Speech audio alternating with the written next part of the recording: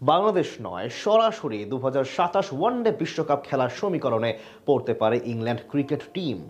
এমনই শঙ্কার মাঝে আছে ইংলিশ ক্রিকেটাররা। এমনকি একই প্যাচে পড়তে পারে ওয়েস্ট ইন্ডিজও। বিপরীতে আইসিসি র্যাঙ্কিংয়ের হিসাব নিকাশে পার পেয়ে যেতে পারে বাংলাদেশ।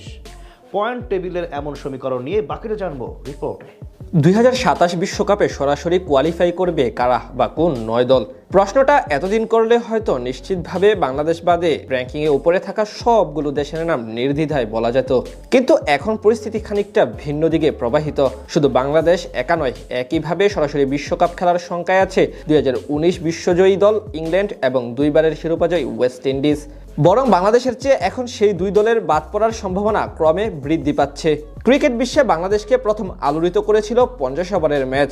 সর্বপ্রথম 1997 সালে প্রথমবারের মতো বিশ্বকাপ ক্রিকেট খেলার সুযোগ লাভ করে আকরাম খানরা। পরে 1999 সালে বিশ্বকাপে পাকিস্তানকে হারিয়ে চমকে দেয় সবাইকে। এই দুই অর্জনেই বাংলাদেশের আপামর জনতা ঘর ছেড়ে বের হয়ে এসেছিলেন। পরবর্তীতে টেস্ট স্ট্যাটাস পেয়ে নিয়মিত আন্তর্জাতিক ক্রিকেট খেলার সুযোগ পায় টিম টাইগার্স। এরপর থেকে সবগুলো ওয়ানডে বিশ্বকাপে সরাসরি অংশগ্রহণ করেছে লাল সবুজের প্রতিনিধিরা। অথচ সেই সবকিছু যেন আজ শুধু অতীতের বলা রূপকথার গল্প।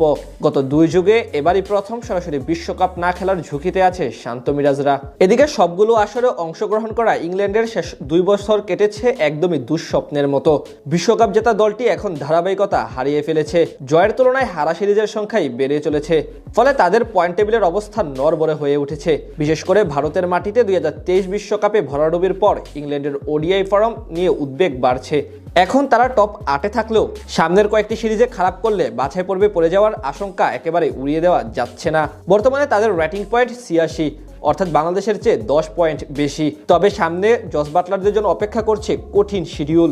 চলতি মাসে অ্যাশেজের পর এশিয়ায় আসবে শ্রীলঙ্কার বিপক্ষে ওডিআই সিরিজ খেলতে, যেখানে বেশ কঠিন চ্যালেঞ্জ অপেক্ষা করছে তাদের জন্য।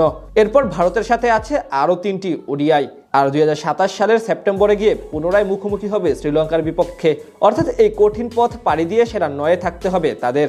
ইংল্যান্ডের তুলনায় বাংলাদেশের পথটা অবশ্য এত চ্যালেঞ্জিং নয়। টাইগারদের কাছে আরও বেশ কিছু সিরিজ রয়েছে, যেখানে অধিকাংশ ম্যাচ হবে ঘরের মাঠে।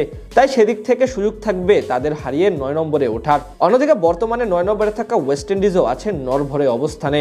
কিছুদিন আগে বাংলাদেশের সাথে সিরিজ হেরে যাওয়ার পর এই মাসে নিউজিল্যান্ডের বিপক্ষে 3টি ওডিআই খেলবে প্রতিপক্ষের মাটিতে, যেখানে সিরিজ হারলেই 10-এ নেমে পড়বে তারা। তখন প্রমোশন পাবে বাংলাদেশ। অর্থাৎ আপাতত শান্ত লিটনদের তুলনায় ইংল্যান্ড এবং ওয়েস্ট ইন্ডিজ কিছুটা বাড়তি চিন্তায় আছে, কারণ 2027 সালের 31 মার্চ পর্যন্ত র্যাঙ্কিংয়ে সেরা 8 দল সুযোগ পাবে সরাসরি বিশ্বকাপ খেলার। স্বাগতিক হিসেবে দক্ষিণ আফ্রিকা ও জিম্বাবুয়ে সরাসরি অংশ নেবে টুর্নামেন্টে।